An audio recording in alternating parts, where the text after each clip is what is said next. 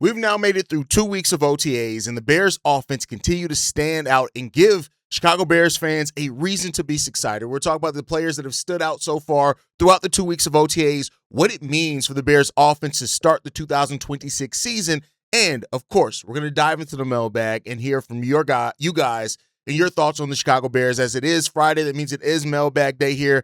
There's a lot to be excited about from around the Chicago Bears, and I think while it can get a little bit caught up with other teams making trades and moves and stuff like that, the Chicago Bears are moving forward. We're going to talk about all that, plus Caleb Williams' reaction to being on the Madden cover right after this.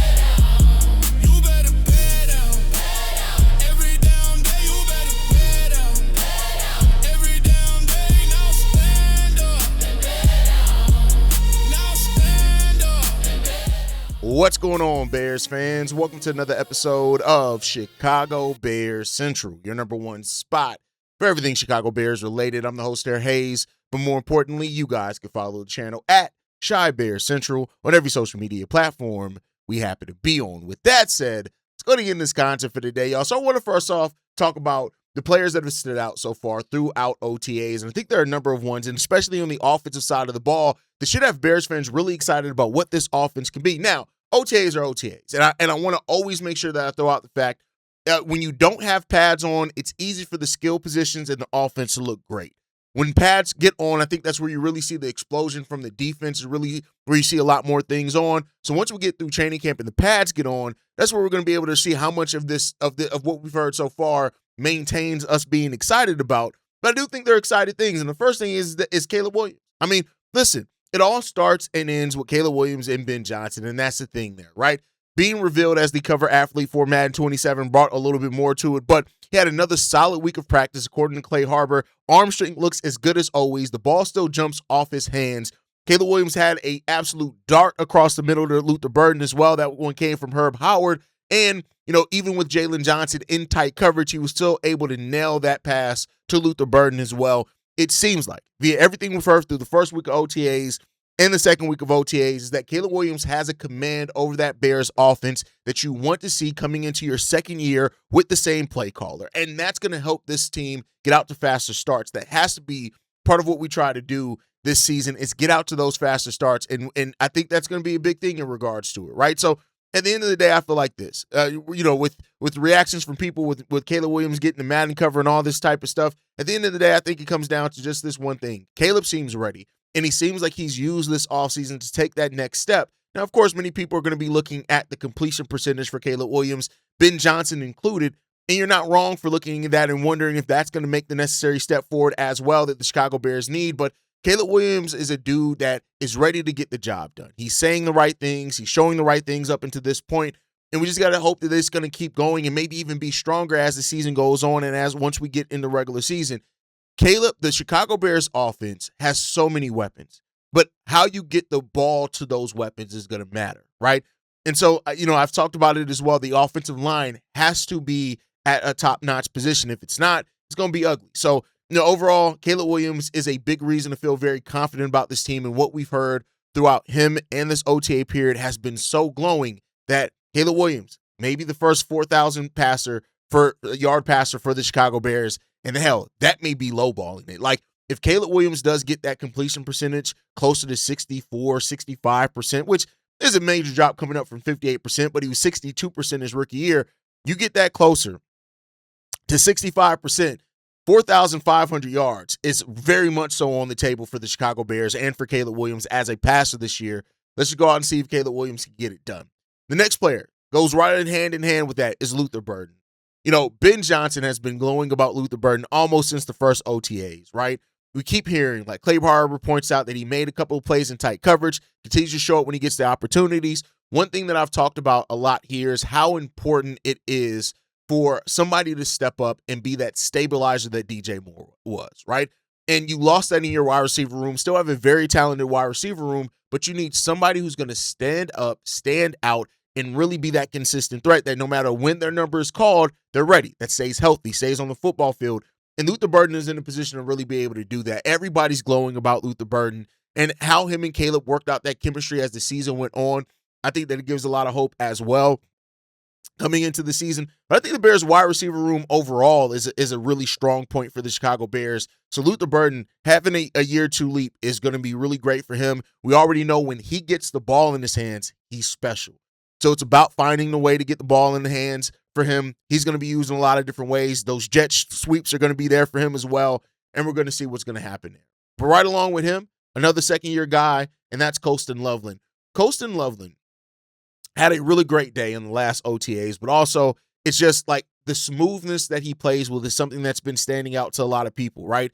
Also, apparently he's gotten noticeably bigger and stronger, and that's going to help him as well coming across the middle. And, of course, when you add size, you always worry how much of your mobility has that impacted. But I don't really have that worry with Colston Loveland, I think, when it comes down to it. And overall, I'll say this too. Like, not just Colston Loveland, the whole Chicago Bears tight end room is going to be a special factor for the Chicago Bears this season. I really believe that, man. You have this tight end room that can do everything. You have 3 players in that tight end room that can do a little bit of everything. Of course, Colston Loveland is the number one guy there, but having Brandon Roush and Cole Kmet as guys that can block, guys that can catch passes, they can pass block, they can run block, all those type of things, it's going to open up so much schematically for this Bears team that I just don't think you can overlook this at all. So I think this, the different looks in the 13-man personnel that we can throw out there is going to be a weapon for the Chicago Bears. The 12-man personnel was already a weapon for the Chicago Bears. So now you have Colston Loveland, Cole Kmet, and Sam Roush, at least this year, right? And we'll see what happens in the future for those guys. But opposing defenses are going to have a tall test and a problem on their hands if these guys all catch the system really well, which we already know Cole Kmet and Colston Loveland does. So it comes down to how much Brandon Roush can be a weapon for this Bears team. Durham Smythe last year played 25% of the offensive snaps last year. Brandon Roush, Sam Roush is going to be able to step right into that and have that this year now. And so having a rookie that can do that, we know that what people are worried about the future of him and Cole Kmet. I'm not worried about that. We're worried about that next offseason. Right now, this tight end room is absolutely stacked with Colston Loveland at the top of it. And then you still have Cole Kmet, you still have Sam Roush there, and we're going to get to see what these guys really look like and what they can make happen here. I think that's going to be a big part of this team as well. We also heard really good things about Jahdae Walker. Jahdae is a guy that I just can't wait to see what he can do. We saw flashes of him in a very small sample size. So this year, coming in, competing for the wide receiver 3 role with Khalif Raymond and Zavion Thomas, this is an opportunity for Jahdae Walker to show what he can really bring for this team. He is trying to show that he deserves a much larger role than what he had in year one, where he really just did not play that much, right? He was one of the standouts on day 5 for the Chicago Bears. And Clay Harbor pointed out that he made a couple of nice grabs, looked quick, confident, and natural catching the football, as you should. You're a wide receiver. You better damn well look natural catching the football. So it's good to hear that. And it just adds to this thing that this offense, it's a pick your poison offense. And I like that, because what you're going to be able to do now with having this is that you're going to be able to go into the game in this specific matchup and pull out what you need, right? I've said it is like a bullpen. Like, you're going to be able to throw in so many different looks and so many different lineups, so many different combinations, so many different packages that it's going to keep defenses on their heels. And when you see the Bears line up in a 2 or 3 tight end set, and even Colston Loveland's line up as the slot, you're going to look at yourself and wonder, what the hell is this Bears team going to do? Much less with the run game that we have too, right? Kyle Monangai is another player that I talked about is ready to break out this season. So we'll see what's going to happen there. But Jahdae Walker has an opportunity to really show that those flashes were more than just that. How consistently can he do that? Now, I think there's a role for Jahdae Walker, even if it is just, some of those opportunities that he opens up on, and maybe he's not as consistent. I think there's still going to be an opportunity for him to impact this offense. But if he shows himself to be a consistent weapon for this Bears team, man, listen, I tell y'all what, I'm excited. The combination between the wide receiver, the tight end, and the running back room, the skill positions, like, we're going to have almost everything that we need. And another guy that we got to talk about that is Zavion Thomas. Some of you guys may end up owing Zavion Thomas and the Chicago Bears an apology for how y'all judge this draft pick of Zavion Thomas. I've always said, how much can he prove in year one? How much can he prove himself to make Ben Johnson have to play him and create packages to use him outside of him just being the gadget player? And from what we've seen so far, he has been making consistent plays on the offense throughout the whole offseason program so far, right? And so that's a really good thing. He's been mentioned in so many of the takeaways, right? He's making plays with not just his speed, but of course the speed is the thing that he has that is a skill that he has that defines him, right? But overall with this one is that I tell you what, Clay Harper said this: it's an uphill battle with Khalif Raymond and Jahdae Walker in that wide receiver returning competition, but he's quick and has had a nice catch. And so he's had multiple times where he's had quote unquote the catch of the day. And last time he came from Tyson Bagent, but at the end of the day, what we're hearing is that he's impressing on the way that he runs routes. And when he gets the football in his hands, he's finding ways to get open. And if he's able to do that, again, even if he has to split those duties, and that role may be a little bit more constricted for him to start off with, but it seems like he's going to be ready to hit the ground running for the Chicago Bears team. The one thing that stand out as a concern so far is, of course, Kyler Gordon.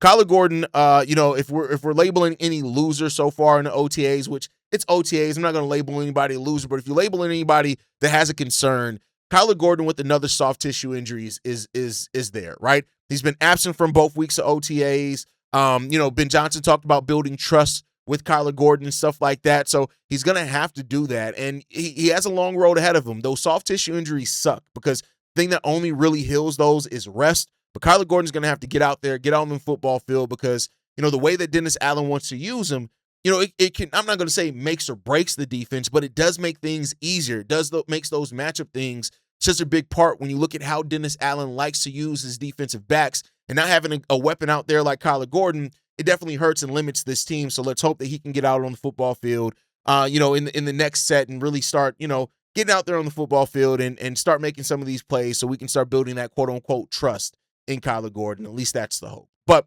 with that said, that's it. It's done for me yapping. Let's get into these voicemails that we have for today, man. This first one that we have, this one's from Coach Ricks. Wow. Yo, it's Coach Ricks from Jersey. It's Coach Ricks again. Just calling, checking in on the the Rams news. Hell of a move to win now, wasn't it? Hell of a move to win now. I ain't gonna complain too much about what the Bears could have done. But hey, I see what they're doing. They're trying to win now. But I'm gonna go with our brass. That they see expectations and the jump that some of our guys we're hoping they're gonna make. We pushed all our chips into that, and now we gotta live with it. We definitely gotta live with it. Should have already had Jared Verse, to be honest, but anyway. It is what it is. We got a quality player. It turned out to be a quality player. But if that pass rush bites us in the behind again, the lack of. When I say lack of, I expect 35 or more at a minimum. I want 35 sacks collectively, somehow, some way, at a minimum. We need 10 off of both sides. I even take it down to 8. I take 8 and 8 on both sides. To get 4 or 5, well, we need another. We gotta get to that 35, 40 number. We need somebody to get double digits, man. We need somebody to get double digits. We have to generate a pass rush. We need our tackles, both tackles, to get. We need what? 8 out of them. Collectively, 4 to 6 on my linebackers. Somehow, some way. Nickel, get 2 or 3. But I want that number 35 or better, 35. But it is what it is, fellas. It is what it is. But I like that though. Win now mode. I thought we would kind of be more of a win now too, because we wanted to pay Caleb, and then we're not gonna have. You know what I'm saying? But let's hopefully our guys that we're counting on, they make it happen. But we got to generate a pass rush. But I'm still shaking my head, man, going over the details of that trade. They gave up a lot. But made the NFC a little bit tougher. I expect us to be part of the reason why the NFC is tougher.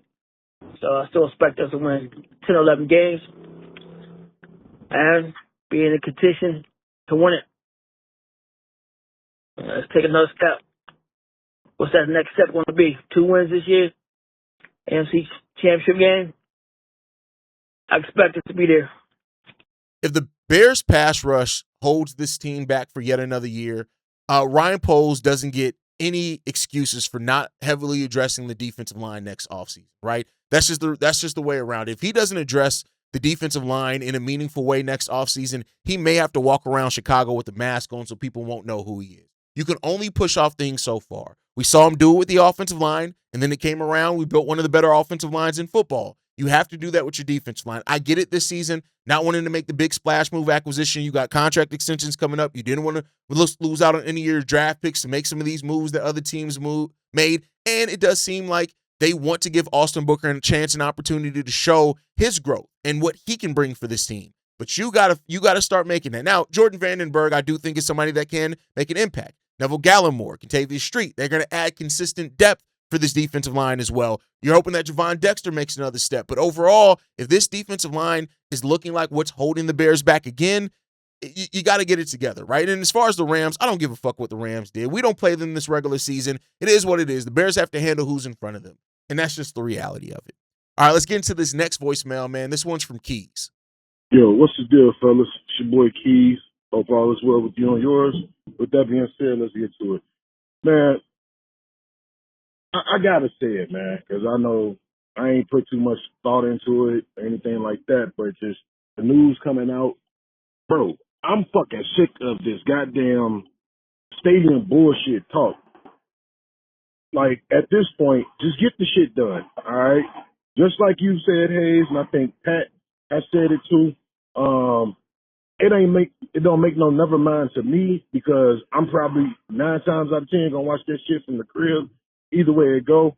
But you think about the people that are season ticket holders, personally for me, and I know a few people that are season ticket holders and the people that go to the games and they want their kids to experience it and everything else of that nature like that. It's some greedy motherfuckers in the Illinois legislature who selfishly, I think of themselves instead of thinking of the greater good, which their greater good is only about money at this point. You know what I'm saying? How can it benefit you instead of benefiting the team? I don't know how people are about the stadiums like with other teams and everything like that, but it's just really showing me, in my opinion, why the fuck do this shit got to be so difficult? Like, why? Why do we have to go through every fucking loop? Matter of fact, it's almost like having an ex-wife. You want to keep them and shit at this point. And you trying to show this motherfucker like, hey, I got this shit. I want to work it out with you. I want to keep working out with you, which is the Bears. But then you got these silly, stupid motherfuckers who coming up with everything in the fucking book. Oh, this isn't working. Or that isn't working. Or I seen a lady get on a score 760 talking about this and that and the industrial and this and that. Bitch, shut up. That's where I'm at with that. But it's just like, dude, don't make it more difficult than it needs to be. We need a new fucking stadium. I'm sure everybody on that panel has been to fucking Soldier Field. That shit is a mess. You know what I'm saying? So, like, and you think about it, this team, yeah, we may have had 1 year where we winning, but don't we deserve a new fucking stadium?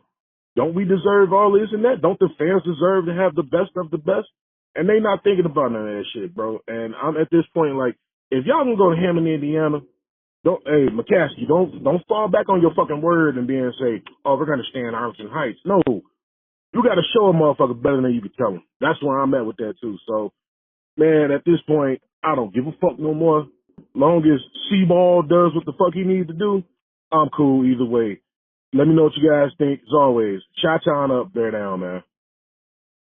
I just want the stadium shit over with, bro. Like real talk. I just want the stadium shit over with, man. Like it's a reason why I don't talk about it much on the show unless there's like a big update because Chicago was out. Now reportedly they could be back in. We bought the property at Arlington Heights. Now we may not use it. Hammond in Indiana opened up. They opened up the bag and so much for the Chicago Bears, and they didn't waste any time in passing what they needed to pass the bill to get it done. Like all these options. I just wanted to get it done, right? This has been a shit show from start to finish, right? Just get this shit done. Let's get to where we need to get to. And let's just deal with it, right? Like we have one of the oldest and smallest stadiums in the league. When we built Soldier Field, I think it was the third largest stadium in the league. That's how long that stadium has just been there. Let's build it. Let's get it done. Let's move the fuck on. That's all I can say about it. Like I hate talking about it. I just want to get it done and get it over with and let's move on.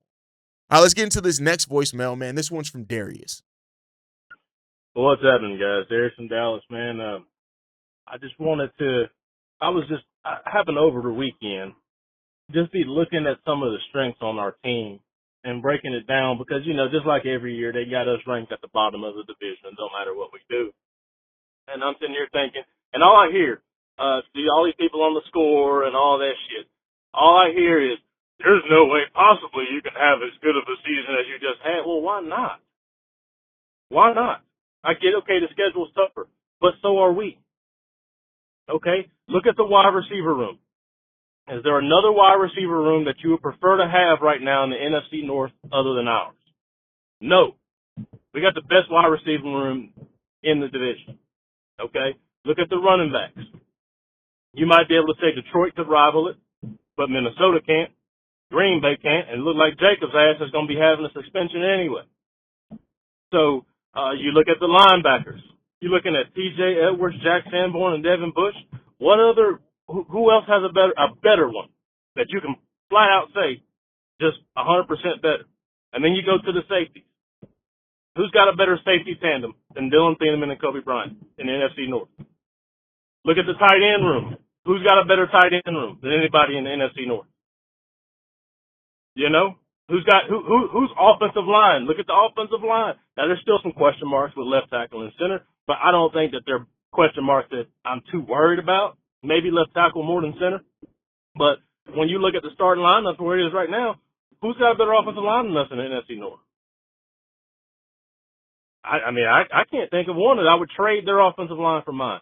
So we're looking at 5 different categories, maybe even more, of position groups where there's not anybody else in the division that's better than us in those positions, let alone if we start talking head coach, let alone if we start talking coaching staff. So I'm just so confused on where we get all this data and analytics that says we're for sure gonna regress when our position groups pretty much outmatch everybody in our division. I'm not getting that. I'm not getting how you put Green Bay ahead of us when they lost two good, solid defensive players last year. They lost their defensive coordinator. They basically don't have a wide receiver room. I'm confused on how they're ranked above us. Just don't get it. So I think it's just the media playing into the, Bears fans are passionate. So if we say something about them, we'll get some clicks. And we just need to stop buying into that, man. But let me know what y'all think. Take us up there now. Darius, I got to call you out a little bit here, brother, because I know the man that said that hiring Ben Johnson was going to be Matt Nagy 2.0 isn't complaining about the national media doubting the Chicago Bears. What? Now, I had to throw a little bit of fun at Darius there, but I will say this. I think it comes down to the fact, like playing devil's advocate, we already know the national media has a Bears bias, but even outside of that, the comeback nature of so many of the Bears wins last year play a part into that, right? Yes, we have very solid position groups, but a lot of it's unproven. The safeties, we haven't actually seen them play together. The O-line has to replace Drew Dahlman and Ozzie Trapillo. The linebacking core, T.J. Edwards is injured right now. Devin Bush is a new acquisition. Keyshawn Elliott is a rookie. We don't know what Shamar Turner or any of those guys are going to bring, or Ruben Hippolyte and any of those guys are going to bring. So while we do have a level of internal confidence because there are guys, I can see where the national media has a little bit of doubt by it. The cornerbacks were hurt all last season. Kyler Gordon's hurt again, right? So there's reason for some doubt in it, just trying to be fair and objective with it. But it's up to the Chicago Bears to go out there on the football field, prove it out on the football field, and let's just get it the fuck done, right? That's it. If it's proven on the football field and they still want to have the doubts, then that's just hate at that point. At this point, it's the offseason. There is some legitimate reason for questions around this Bears team, and it's up for the Bears to answer those questions on the football field. All right, let's get into this last voicemail for today that we have here, man. This last one that we have for today. This one's from Fred. Hey, yo, Haize, what's up, man? Be your boy Fred, man. Shout out to the Cognac boys, man. Shout out to Big Cav and Steve-O, man. Hey, I don't know why Bears fans is getting, they panties in a bunch because Myles Garrett got traded to the Rams. They not looking at this. How I'm looking at it, and I have to explain it to people. First of all, we got to pay Darnell Wright, and pretty soon we're going to have to pay Kate. I won't mind for us to have a big name pass rusher, no superstar on our team, but I think we're going to be all right, man. Bears fans just need to stop just over exaggerating and getting their pennies, you know what I'm saying, the bunch because, you know, Myles Garrett got traded. Okay, yeah, we had opportunities to get him, but they got to look at the bigger picture. Like, what's important? Protecting our quarterback, making sure that, you know what I'm saying, he got somebody to protect him as well. So I understand that and I get that. Later on, once we get, you know, Caleb contract situated, down there, right? Contract situated, whatever, though, then we probably can lay them down the line, you know what I'm saying, go after a big name, you know, edge rusher, whatever, though. And Bears fans just need to stop, you know what I'm saying, just stop just getting, you know what I'm saying, out of, you know what I'm saying, just stop tripping. You know, we gonna be all right, though. And, you know, I don't get, like, with the media, like, why the media steady be trying to shit on the other side with all the Bears are going to take a step back, they're going to regress and all this. Like, come on, man. Like, that's why I'm glad, you know what I'm saying, Ben Johnson got with his coaches and told his coaches, coach the players on their fundamentals. Because people don't know, man, the Bears is coming. You know, I think, you know what I'm saying, we're going to be all right. You know, hopefully, Dio stay healthy while he say he's motivated.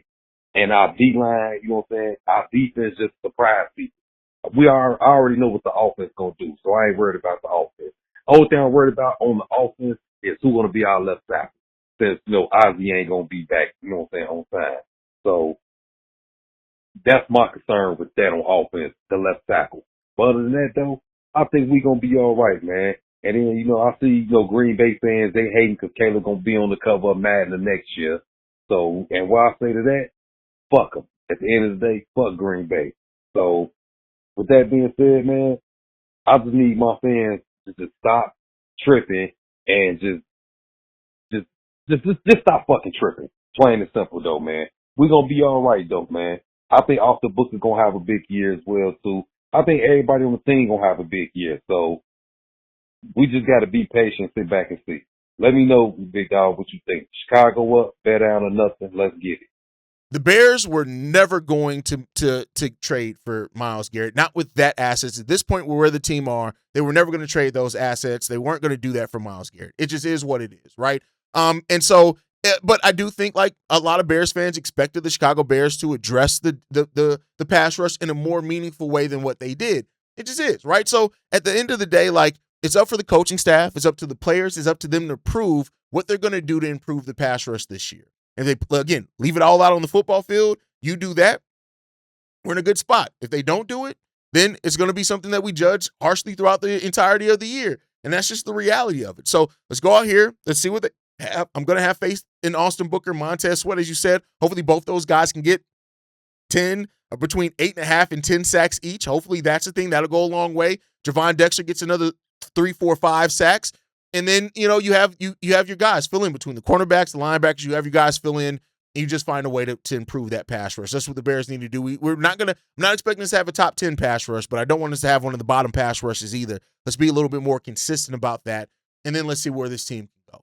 But that's going to do it for today's episode, y'all. I want to thank all the callers that left voicemails for today. It's exciting time for Bears football. I can't wait till we get closer and closer to actual football being done in preseason. And let's get it done and hope that this Bears team is going to stand out. But I want to hear from you guys in the comment section. How do you feel about all the topics that we had today? Who do you think stood out? How confident do you feel in the Bears offense, through what we've heard through OTAs and, some of the players that you think could end up surprising you based off what you thought they were going to do?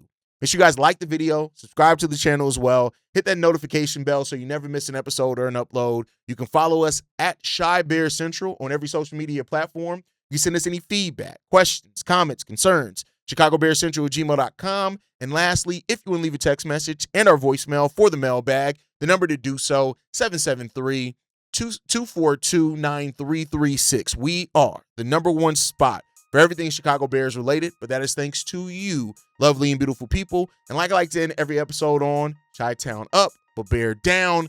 Love you guys. Peace, y'all. This has been a presentation of the Break Media.